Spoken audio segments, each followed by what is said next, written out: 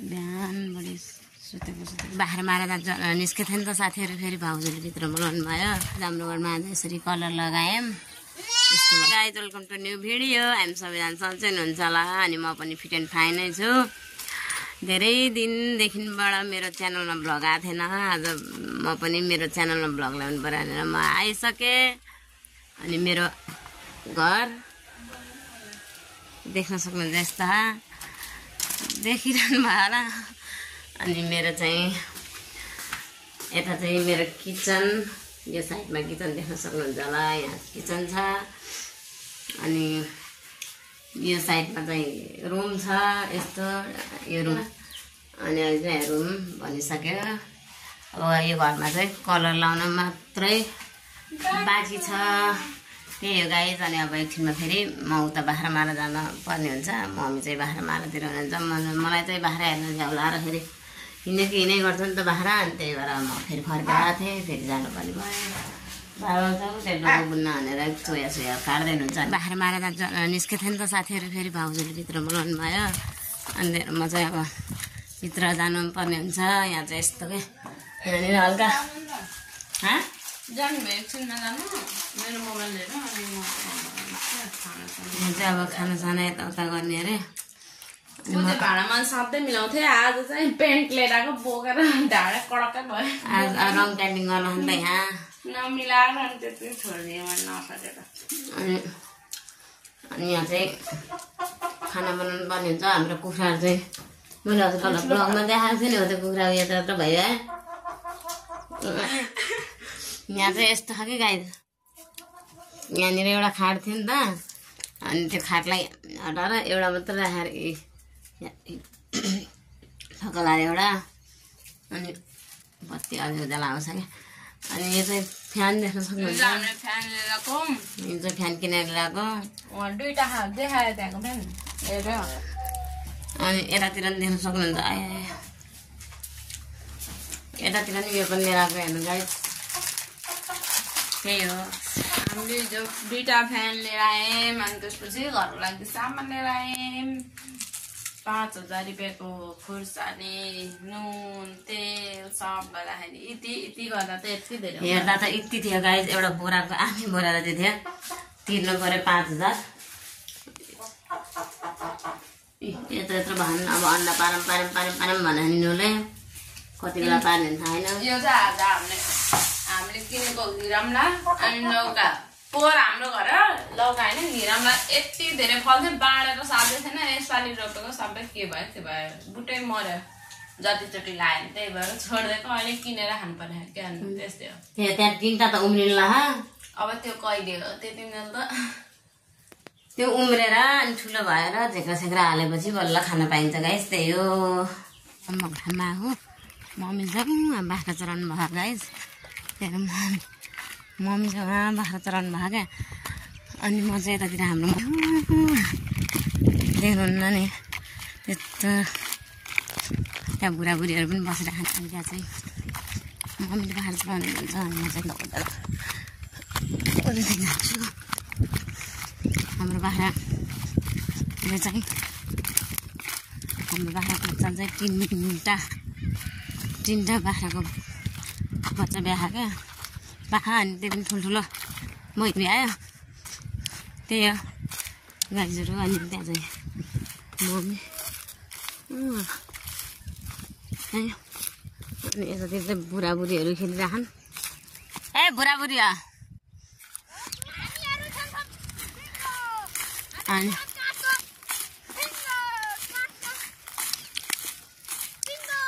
यिनीहरू चाहिँ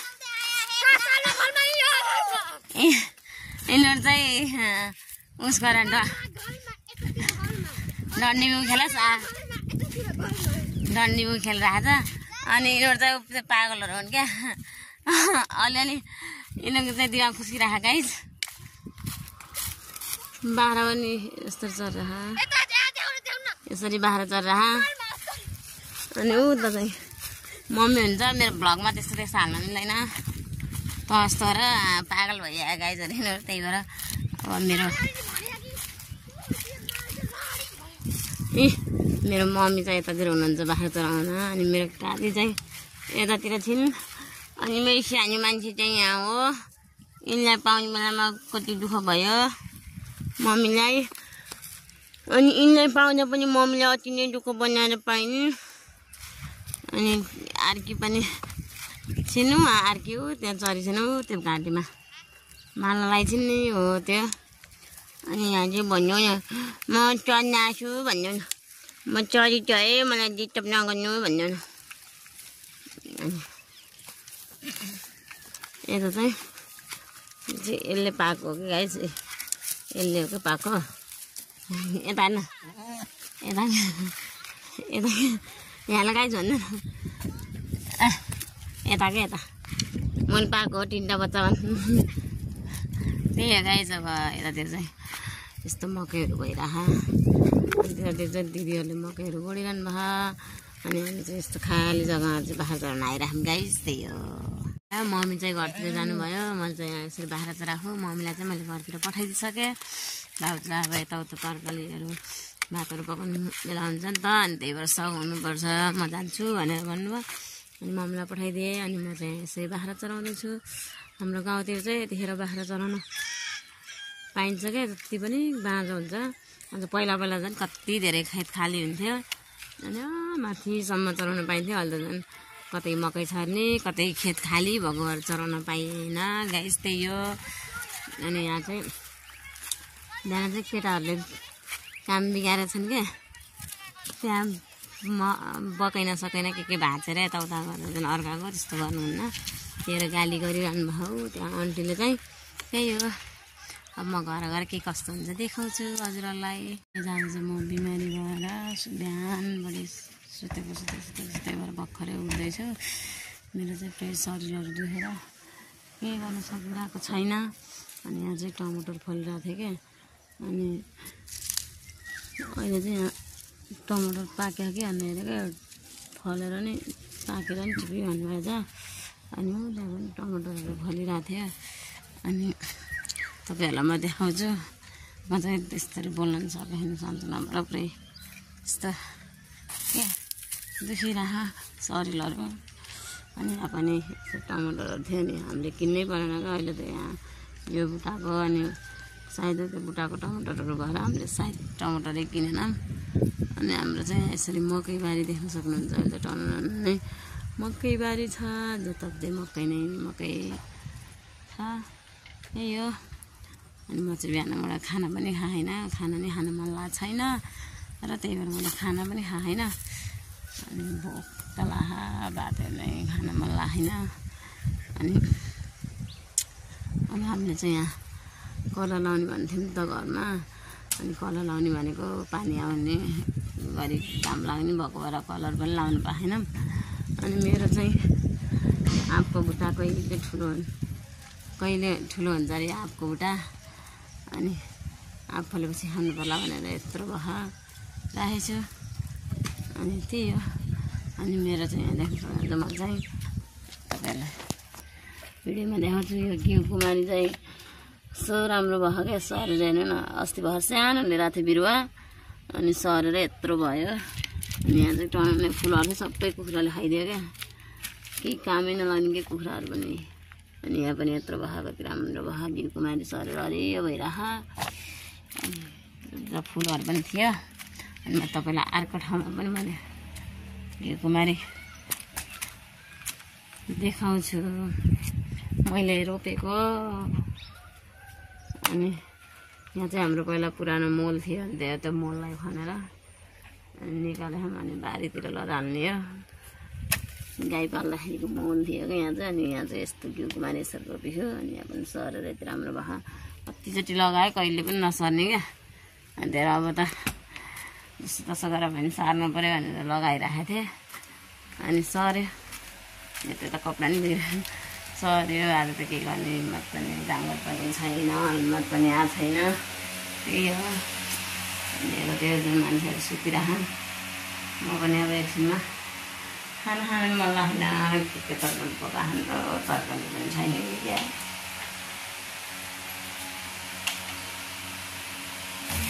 तरकारी चाहिँ यो के हो, किरा पनि लगाएको रहेछ।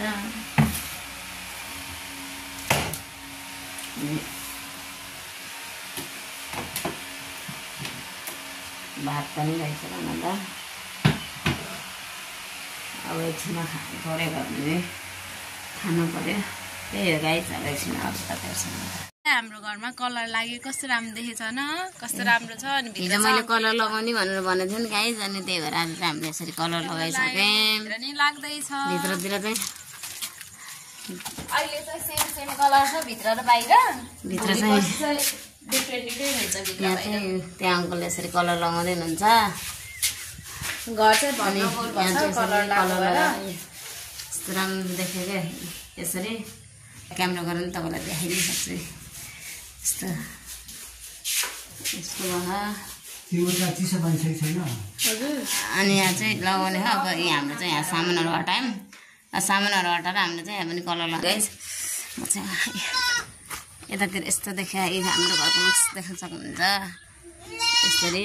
त्यहाँ अब पछाडि पनि बनाएपछि चाहिँ देखाउँछौँ हामीले। फाइनल लुक भोलि देखाउँछौँ। भोलि हाम्रो चाहिँ यहाँ रातो रङ लाउँदै हुनुहुन्छ अङ्कलले भुइँमा अनि स्ल्याबमा। उहाँ लाउँदै तयार हुँदै हुनुहुन्छ। अनि हाम्रो चाहिँ सामान ओसार पोसार अहिले चाहिँ सामान हल्का लथालिङ्ग भद्रगोल भएको अवस्था। अनि घर के छ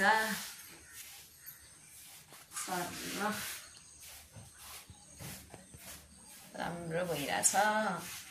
अङ्कलले अहिले चाहिँ हामी राइस कुकर बनाउन जानको। बाहिर चाहिँ यस्तो छ बाहिरको अवस्था। यस्तो लाएर अनि यहाँ चाहिँ अङ्कलले यसरी कलर लाउँदै हुनुहुन्छ। अनि यहाँ चाहिँ यसरी भन न। ए यहाँ खाट सार्नु लाग्यो कि अनि दुईजनाले सकेन, अब 3जनै आउनु पर्ने भयो।